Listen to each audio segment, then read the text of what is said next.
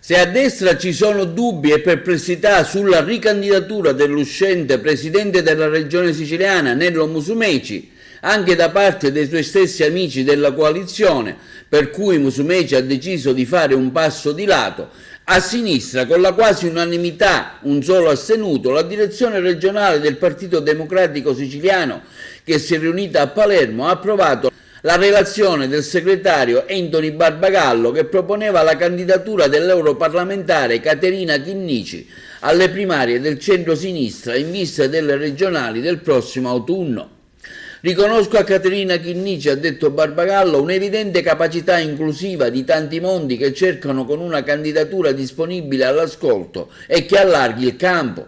Le primarie sono utili, non sono soltanto una prova muscolare, ma soprattutto se diventano le primarie delle idee, della partecipazione. È una festa per includere il più possibile. La riconducibilità di Caterina Chinnici al PD va rafforzata e condivisa. Ringrazio il segretario nazionale del PD Enrico Letta, il segretario regionale Anthony Barbagallo, la direzione, i circoli, i militanti e tutte le comunità del PD, una comunità di idee, di valori per la fiducia riposta in me. Da oggi fino al 30 giugno prossimo è possibile presentare le candidature da parte della coalizione progressista. Per votare online o ai gazebo il 23 luglio prossimo è obbligatorio registrarsi fino al 21 luglio attraverso il sito www.presidenziali22.it. Chinnici, ha sottolineato Barbagallo, risponde ad alcune direttrici per noi fondamentali, in primis quello delle donne.